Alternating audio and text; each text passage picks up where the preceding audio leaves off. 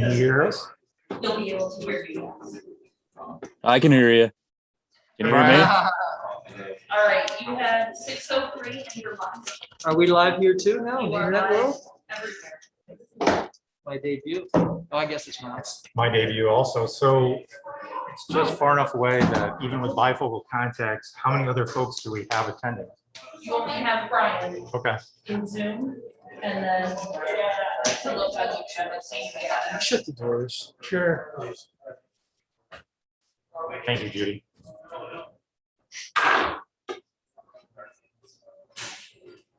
I think we have the most echoey hallway I've ever heard.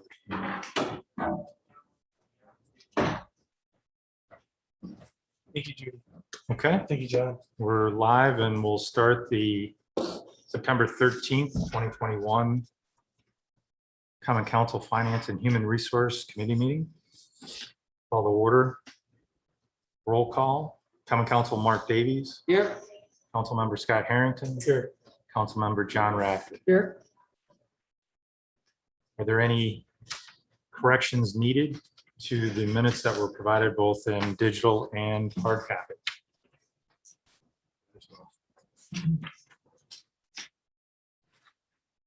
Mark, we're good. Hearing none, we'll accept the minutes as provided. We have a few topics to go over. We'll start right at the top with topic A, firefighter temporary appointment.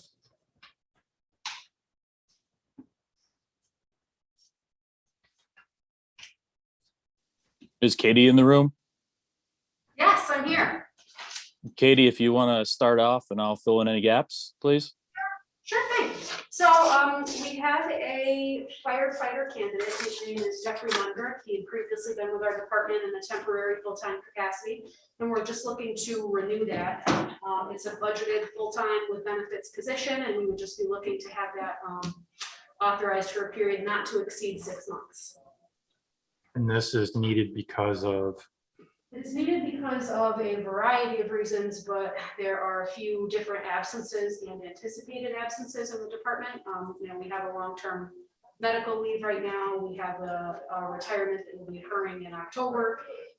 So just to kind of get us through while the chief is, making decisions about long-term staff.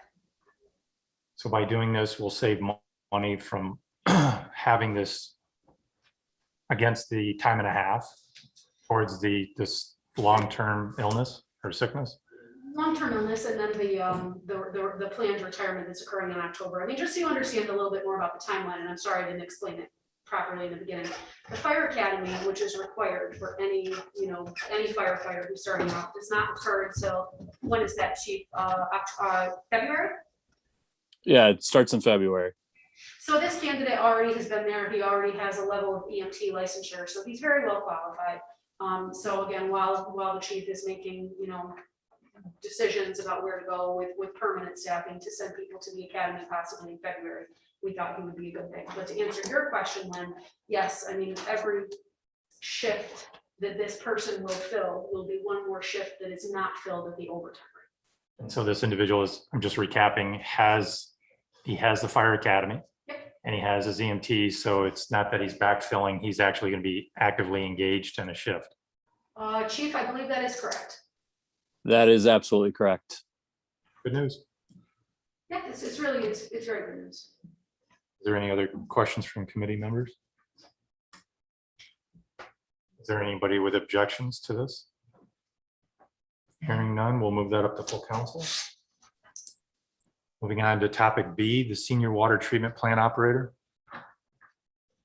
This would be to promote a current water treatment plant operator to senior water treatment plant operator. Similar to what we did, I think just the last council meeting, we promoted several individuals in the central garage, from automotive mechanic to senior automotive mechanic. This is sort of a natural progression, in this case in the water department. It's an employee who's been with us a while now, has met the qualifications for senior water plant operator and has been doing an excellent job. And it just seems to be this is sort of the way we go about progressing our employees in these types of titles. So that's what we're looking to do. So it's good when we can promote from within. Mhm. Will this individual need further continuing education or training? Yes, not to qualify for the position, but to maintain their water treatment license, which he has currently. There's ongoing training that they do every year. And that's already been budgeted for that department? Yes. Any other questions? John? Scott? Just what's the increase in pay? Katie, do you have that in front of you? Senior water treatment plant operator, the base is 46,136, which is a CSEA grade 13. I don't have the grid with me. So I want to say it's a few thousand. That's good enough. You guys don't have to run anywhere. That's good enough. Thanks. Hearing no other questions, we'll move that up to full council. Want to talk about, we need a discussion on the workday. Yep, so this last week, the council, I mean, much to Greg's happiness, appointed our new public works director and deputy public works director. In those appointments, I neglected to request the council do a standard workday resolution, which is a requirement for New York State retirement purposes. Every time we use a new title or adopt a new title, the council is required to take formal action establishing the workday. So we would just be asking to the motions would read that the positions are officially adopted. And for New York State retirement purposes, the standard workday is set at 8 hours per title, which is just the standard workday for every administrative employee. Additionally, along those lines, we really should make an adjustment to the administrative personnel manual to swap city engineer for public works director and allocate it in the administrative pay scale. And the same thing with streets and facilities superintendent and deputy public works director. So ultimately, these are retirement system and housekeeping matters, just to be sure we're dotting our i's and crossing our t's to establish those positions formally. Is there a financial impact on this? Nope, again, as far as the administrative personnel manual goes, it's literally a 1-for-1 title swap, city engineer, public works director, streets and facilities superintendent, deputy public works director. And then the adoption of the standard workday is just simply for retirement system reporting. Jenny could explain a little bit better in more detail if needed. Any other questions? None for me. No. Hearing none, that'll be moved up to full council. Move on to topic D, the Lettuce Highway Complete Streets Grant application. I'm gonna Refer to take that. Judy. Thanks, Judy. Yeah, Greg's gonna jump in as needed. So in 2018, we submitted an application to DOT, a joint application with the town, to put sidewalks along Lettuce Highway. We're trying to get that to be more of a boulevard than a highway. So sidewalks and lighting along, Lettuce Highway, and then on the town side, there's gonna be some sidewalks on the south side. We have the opportunity to, we didn't get funded, and we have the opportunity to resubmit that application. It's due at the end of the month on the 29th. We're meeting with the town on Thursday. We're gonna be talking about what they want to keep in or change. We're gonna make some decisions whether we're going exactly with what we have in the last application, or we're gonna make some tweaks to it. We don't have the numbers yet. The last application was a total of 8.33 million. The state will fund up to 80% or $5 million, and $5 million is the cap. So based on the last funding application, the city's project was estimated at a little over 4.7 million. The town's portion at a little bit more than 3.6 million. And the local shares were estimated at the town, or the cities was just under 1.9 million. And the towns was just under 1.5 million. I think we're gonna be somewhere in that neighborhood. We're working on getting updated cost estimates, because as we all know, costs have changed since 2018. Mhm.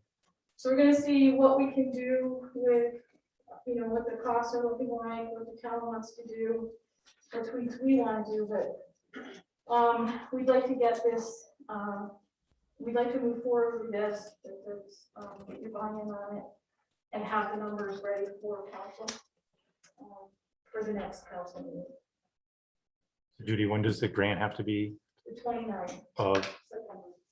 and do you have the new numbers together? No. We'll be working on those numbers and getting them to you just as soon as we have them. In advance of the council meeting. It's a bit of a time crunch, but I think we can pull it together because we already have the scope of work. It's really just a matter of updating the numbers, which is pretty. So when did you find out that we were denied the grant? In Right. 2018, we applied. I think it was 2019? early 2019 that they, Yeah, Maybe and spring that's what 2019. I'm saying.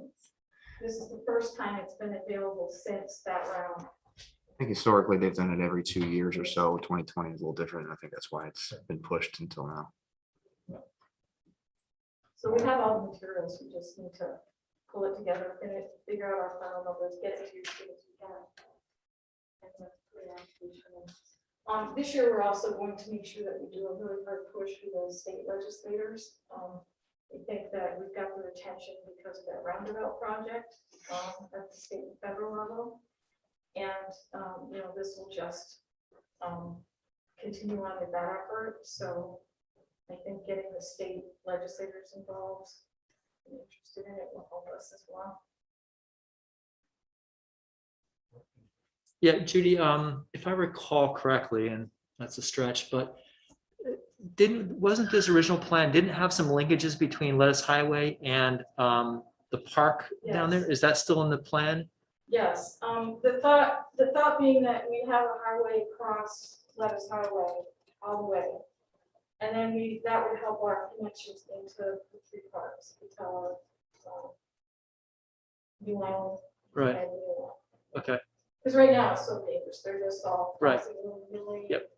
You have to be carriages and shopping carts coming across. And Yep. going in the parks and bicycles, and so that's part of the reason. This also links with the local waterfront. So it's all connected. There would also be a connection down to Fair Street from Lettuce Highway, so that East End neighborhood there would have an easy connection. And those neighborhoods are potential environmental justice areas. Right. Where the DEC. so there's other grant opportunities that might be present there? Yeah. Okay. Yeah, I'm sorry. go ahead. please. No, go ahead. I was going to say, I'm certainly supportive of this. This has been one of those things when I was campaigning however long ago. I heard a lot of folks talk about trying to make that particular boulevard area a little bit more walkable.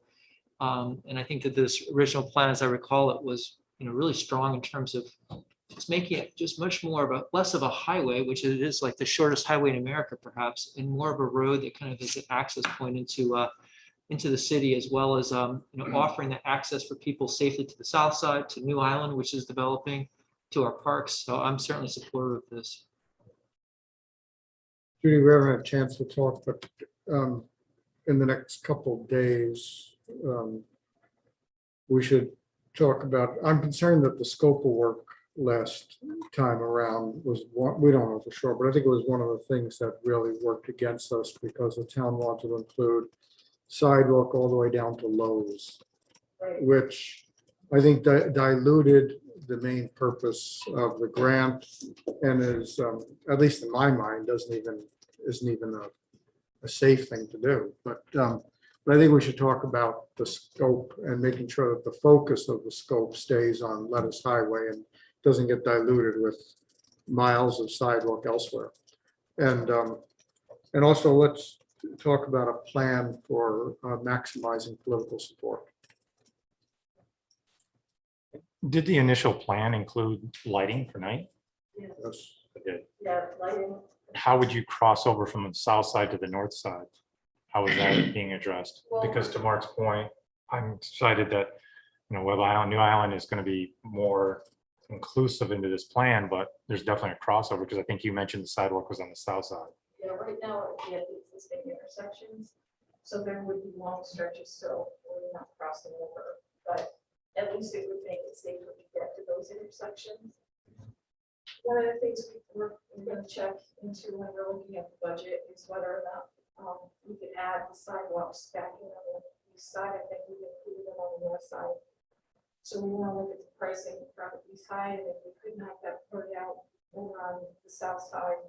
I think we need to take it to the trailer park, because that's a hazard right now. But maybe if the town would be willing to cut that piece out, that might allow us to have a little more money in the budget to do the east side of Lennox, which for the town also. Right. And But no matter what, just recapping, correct me if I'm wrong in this, is that we're ultimately trying to get $5 million from the state. that's the max. It's 80, up to 80% or $5 million is the max. Right. And 2018 numbers were 8.33. Yes. And it seems like the percentages is roughly 45 to 55 split between the city and the town. So the percentages might change Change. based on the scope of Scope of work. If we work. take, if the town does less, it would be what it is, but ultimately, we're looking to accomplish the city portion going across Lettuce Highway.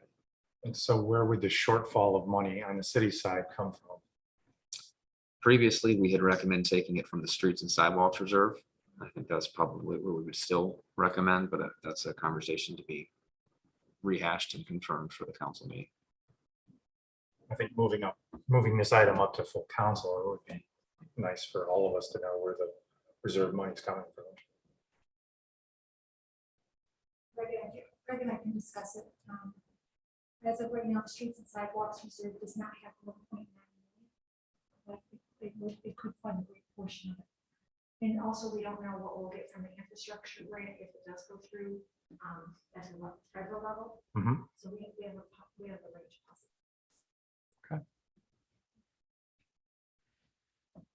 Any other questions? Greg, my concern and many about taking it out of the streets and sidewalks is we have a lot of sidewalks that we have to do in the city. And I've been walking a lot of sidewalks, not just my ward, but other wards. And there's a lot that are in disrepair that really need attention. So I'm really hesitant to take it out of there. If we could find a different avenue, I would like to pursue that. That would likely be bonding. I don't believe that there would be much of another, other than possibly we'd have to look at if we could supplement with CHIPS funding. CHIPS funding can be used for sidewalks, whether they're on Lettuce Highway or elsewhere in the city. We've done some of that in the past. But as to whether or not that counts as a local match for this grant, we'd have to confirm. I think it would. And one thing- CHIPS, Consolidated Highway Improvement Program, which is our No, I'm annual sorry. funding from. No, New that York wouldn't State count as a DOT. local match, but state money, matching state money. Maybe. I say maybe because I thought I had read that CHIPS was an exception, but Okay, I could be wrong. okay. That's why I want It to is check. great. Well, even if we take it out of there, but we know we're gonna bond to do other sidewalks, I mean, I think we just need to be ready for the bonding option. I mean, we all know that I'm like the last person to want to bond anything, but I think it's a worthwhile project to sit there and say, willing to kind of bond this one if we need to. Losing one life is too much. And also, I just want to point out that if the city is the recipient of a $5 million grant, and we have to invest 1.5, say, remember, that's almost a 3 to 4 match to R1. But it's a good return for the taxpayer for us to invest that in one way or another and have the taxpayer be the recipient of $5 million. So, because the longer you postpone it, the more expensive it will get just as time goes on. And you may not have that grant opportunity again. So I'd just like to keep that in mind when you discuss your decision. And that's why I was just maybe like an option B would be, we're gonna have to bond it versus taking the money out of there. Yeah, we can. Like I said, I Look think at it's a different options. worthwhile project. I think losing one life is too much, so. Judy, when would you find out whether we received the grant or not? I don't know, it doesn't say when the award releases are. It was a while now. It tends to be longer than they intended to be. So if we go by last time, figure spring. Possibly. I think last time actually the applications were in July, so. It could be longer. So ultimately, as a committee, we're being asked to approve the process of grant money. Is there anybody against that? I'm not. And we'll move that up to full council. Topic E, the Airport Cares Act grant acceptance. As we've mentioned in previous meetings, the city was awarded a third round for the airport. It was $32,000 in CARES grants. We have to go through the formal action of passing the resolution, granting the mayor permission to sign the grant application. It's already, Ron Johnson has already got it prepared for us, but we just need that formal approval. Have you utilized, was it 17,000 and a 32,000 before or We something like utilized that? it. We haven't drawn it down yet. We haven't. Yeah, but we definitely utilized it. Because we can just put that towards operating costs. Correct. Right, which I think last year's budget was 85 or something. Well, last year we got 20,000 in 2020. Right. Our second round was 13,000. Our third one was 32,000. So the 32,000 can be used for operational. Operational and yes, it's for operational. And it's also revenue loss because it's coming from the CARES Act, just for lack of airport activity and our fuel sales. Right. But we haven't been applying for it that way based on Carl Johnson's recommendation. We've been using it for operating costs. Questions? Hearing none, we'll move that up to full council. Budget transfers and amendments. Chief Ritzenberg is here. He can jump in when I say something wrong, please, but we have an inventory of tasers and a number of them are not going to be supported anymore and or serviced anymore. He also has a number that are no longer functioning. And because they are out of warranty and or the particular model is no longer being covered by the taser company themselves, we need to start replacing our taser inventory. We got a quote for 8 tasers. I think Chief has got about 14 total in our inventory. We've got a quote to replace 8 of them with a 5-year warranty, so there will not be any annual maintenance agreements for the next 5 years on those 8. And speaking with the chief today, he would like to stagger the replacement, so they're not all expired at the same time. The quote is about, it's just under $21,000, and we've got about $49,000, I think it is $45,000 in our crime proceeds fund, which anytime we receive crime proceeds through a court order, we have to reserve them for law enforcement. This would be a perfect item to be funded by those crime proceeds. And I'd like to bring a motion to council to replace these tasers for the police department and to fund it through the crime proceeds reserve. Further questions? None. Anyone opposing? I just have a clarification question. Are these assigned to individual officers or is it like a bank of tasers that officers use when they're on? No, they would be assigned individually to the officers because when we need them, like any other force option, we want to have the officer have as many options as they do if they happen to be on their own, so they don't have to use a greater level of force. So the tasers are individually signed. Okay, thank you. So at some point we'll be needing to replace however many officers we have then altogether. And that, Yeah, at some point, we're gonna have to replace all of them. Taser unfortunately isn't going to support the X26P, which is the newer model that we have.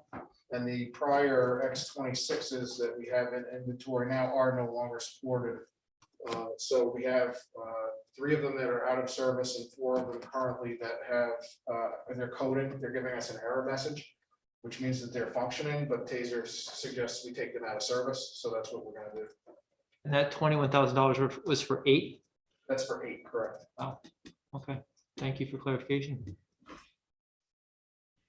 So then ultimately, those will be the first round of 3 rounds that we would do this. They're correct. That would be the first round of 3 rounds, and I'm hoping to be able to stagger that, because like with anything, if you have an inventory, it's all the same, and all of a sudden we have a recall. Right. So it'll mitigate hopefully any issues going forward. I'm hoping to be able to spread it out even further, but I don't know how logistically that's gonna work right now. Right, we should get at least 5 years, 6 years out of this. Yeah, they're fully supported for 5 years. 5 years, right? Right, so it means we'll go 2 years before we have to start doing this again. Right, we're gonna go one a year. I'm one group a year. hoping, like I said, though, the X26Ps that we have in inventory now, we don't know when they're gonna stop supporting those, if it is coming. Good question. Yeah, I've got no problem with it. With that item up to full council. And we're on to subsection 2, the Appleball Gardens. This is to, if I forget the amount, Jenny, can you- Well, right now, did we confirm that? We might not have the exact amount. well, we don't have all the quotes yet. The current quote we have is about $4,500, $4,800. Just under $5,000. We'd like to make some improvements to Appleball Gardens, which is the garden area of Upper Wilbur Park. Not adding anything that's not there now, but replacing some things that are kind of overgrown or have deteriorated. Some minor hardscape improvements and some plantings. Just make it a nicer looking area and also make it a little easier to maintain. It's there now, it's difficult to maintain, so. Like that's the areas we're coming in, the money was donated to the city many years ago. Right. There's a fund that the interest from that fund funds the maintenance of the area. I forget how much we budget per year, not very much for that. We've got a part-time staff member who's, gardener, who helps maintain the area. So we don't spend a lot on it manually. We actually have been saving money the last few years compared to what we had been spending. It used to be on a contract. Mhm. So I think it'd be money well spent to make it easier to maintain. Any question? No, I don't have any questions. I mean, I think, so I was gonna ask about was that gift from the Appleball family. I believe it was $1 million as I recall. So I mean, to me, that interest has been kind of paying for itself. And so this is simply that. And that area is surprisingly well used by a lot of folks. So I certainly think supporting it would be good. It's even appreciated by anybody driving by. Yeah. Yeah. So this is actually no cost to the taxpayers. It's just using the funds that were donated to the city, the interest generated off of that. The alcohol original donation was about 1.47 million. Okay. Just under 1.5. That endowment is to stay in place forever. And currently we've got about $55,000 worth of interest that we have not expended yet. So this would be a budget amendment bringing it to the council to increase the use of the fund balance and increasing expenditure. Just so you know, the restriction on that funds is to be used for non-sports activities. Right. One of the major things that the council did at the time was to install the Appleball Gardens area. Like I said, it does take cost to maintain it and to keep it up. And what John Williamson told me earlier today is that the section that Greg is talking about, they want to put in some protected fencing around the area so the dogs cannot get into it and do plantings and then they want to put some myrtle along the path to protect it. So it's a very beautiful, I saw the pictures of it, it's a very beautiful thing. So the fencing you're talking about is more kind of decorative / keep the dogs out. We're not talking about kind of. Yeah, not like the fencing we're putting around the dog park there. Right. Okay. Good. Any other questions or comments, concerns? Hearing none, we'll move that up also to full council. And just so you know, John is still waiting for the second quote on this, so the number may change depending on which vendor is chosen. But as of right now, we got the one. Any committee member have another item that needs to be raised tonight? I just had one. I wanted to ask about the Oneana Outlaws. And are they under a current contract?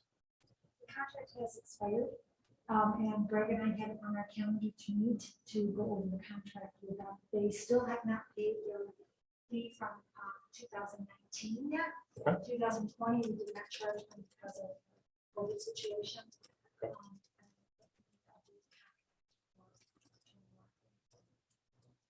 That's definitely a quality of life service that Mr. Line provides. And I just want to make sure that we're moving forward. Greg and I do have that.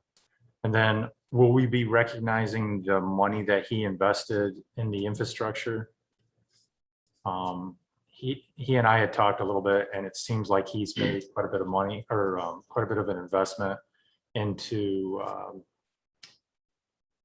a structure that I don't believe you can disassemble it and take it away, so that it wouldn't have its existing value. I think there was some kind of concern there about the amount of money that he invested in the infrastructure. I was just wondering if that was going to be addressed also. I am not aware Not of aware of any of it. this, so I don't have to get informed before I can give you an educated response.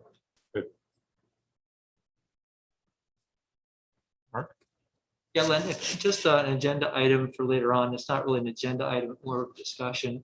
Just wonder if we might be able to request some kind of presentation about the kind of airport, kind of where it's at, what the planning is, kind of what I guess I'm not even aware of how much kind of revenue the airport has been developing over the years.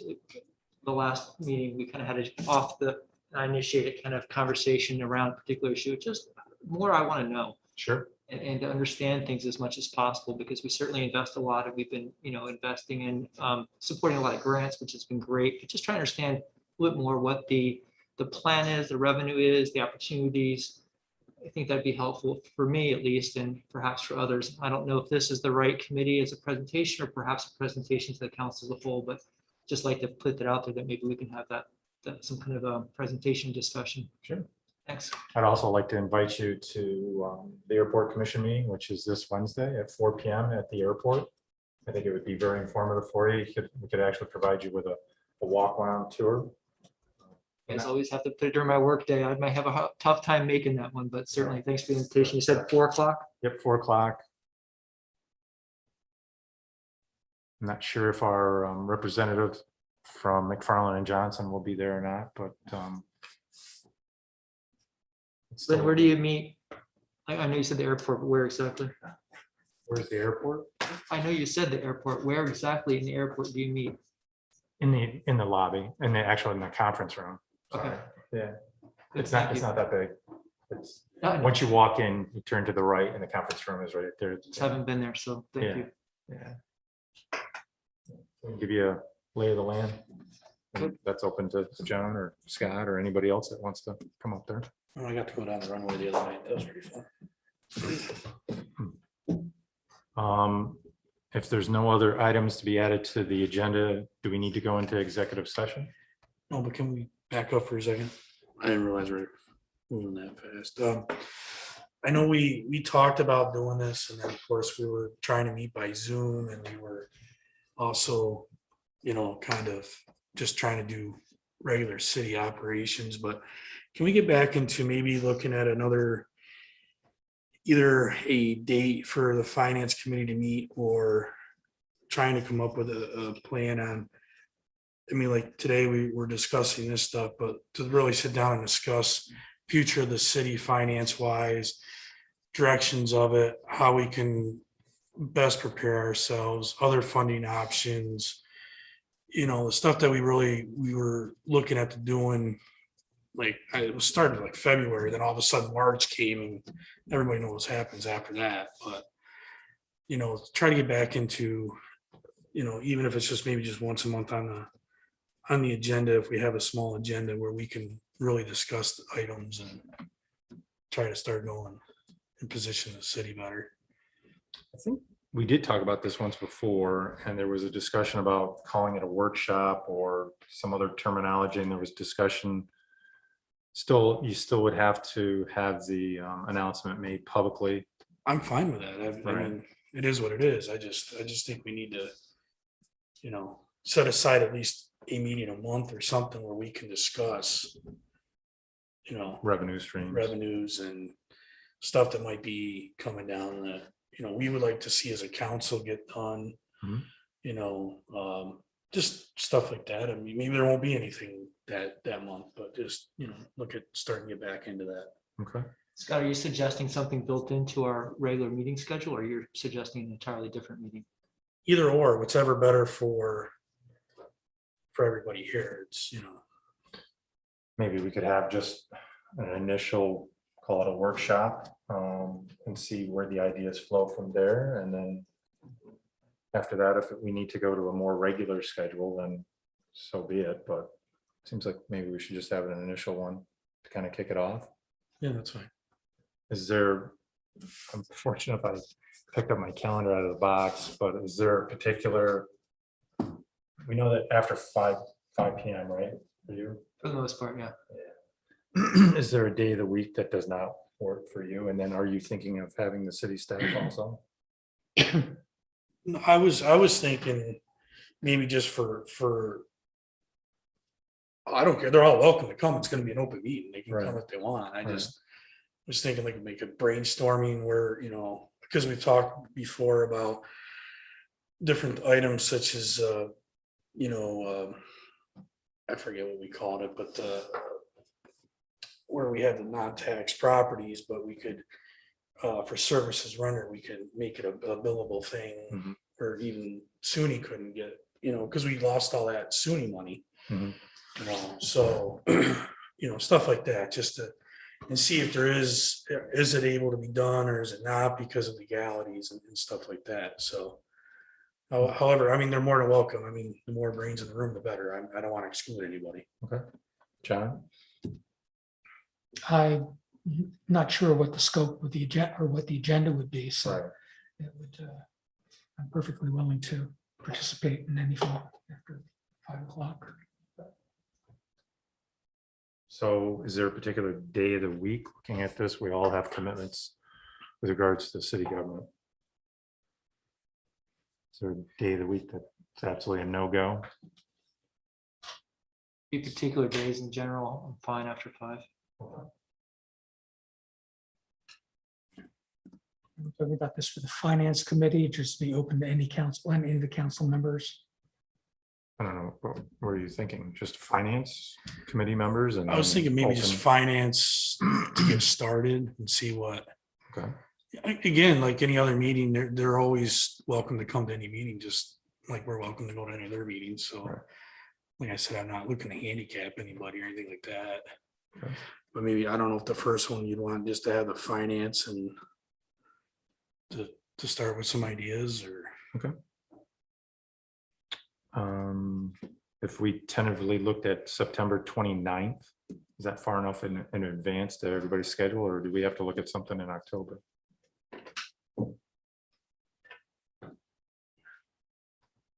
You just want to see if I can use a calendar on this thing. Good. It should be good. John?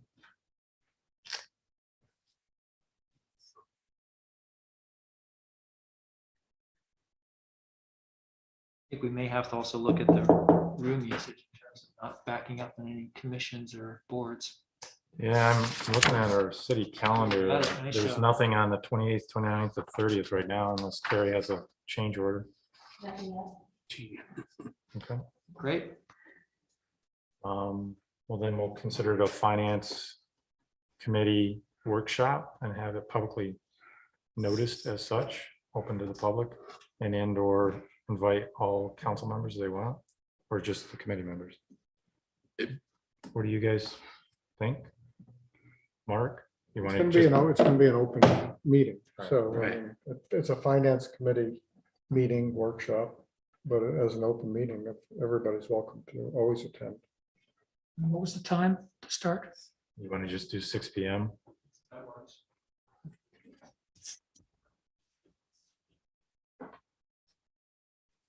Okay. We'll celebrate that application going in, right, Judy? Yes. I thought, we'll have an hour to spare. If there's no executive session necessary and no other topics to be brought up on the agenda, can I get a motion to adjourn? So moved.